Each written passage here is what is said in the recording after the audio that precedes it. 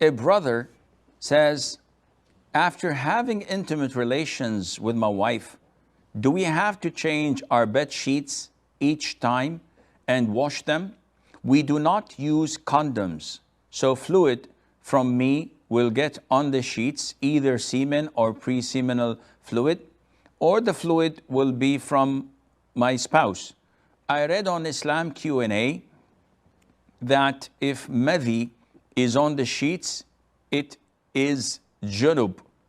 But if it's many, it is not.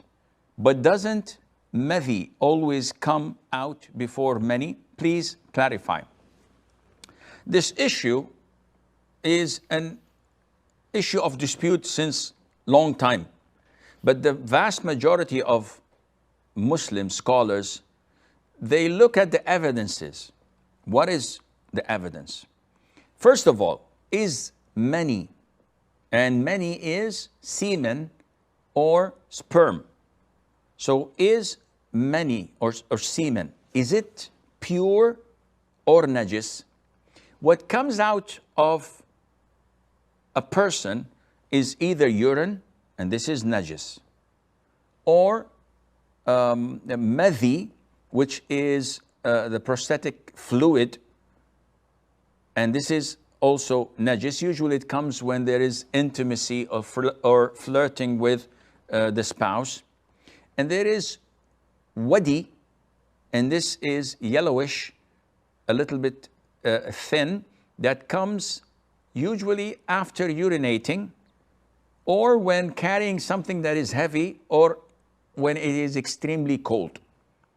And in all of these three are najis. And then we have semen. And this is for men and women. However, women have something extra, which is the continuous vaginal discharge, which is an issue of dispute. In the most authentic opinion is that it is not najis and it does not nullify wudu. It is more or less like sweat. So when we come to the issue of semen, many, we have a hadith which is authentic that Mother Aisha narrated. May Allah be pleased with her. She said that whenever there are traces of semen on the garment of the Prophet ﷺ, if it is dry, I would rub it off with my fingernail, which means that if it's hard substance, rubbing it off does the job. And if it's wet, I would wash it.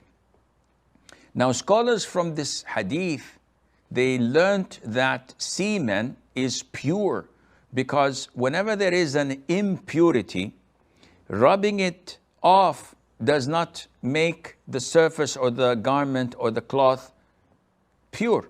You have to wash it. But when she told us that rubbing it off does the job, this meant that semen is pure. Now, how did this semen reach that area, that garment?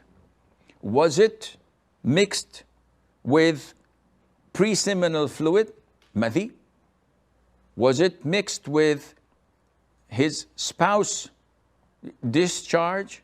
This is something we do not have knowledge of, but we have the basic knowledge. That is, whenever there are such discharges on your bed sheet mixed with semen, then this is pure.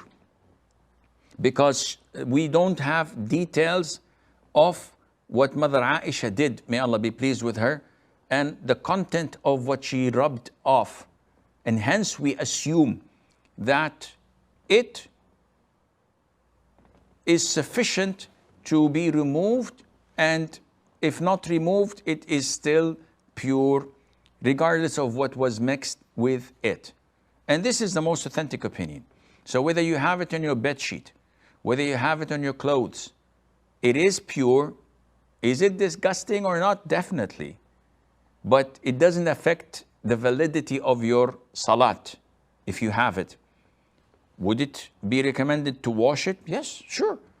But again, it is not a determining factor whether your salat is accepted or not, because Mother Aisha told us that she used to rub it off the Prophet's ﷺ garment.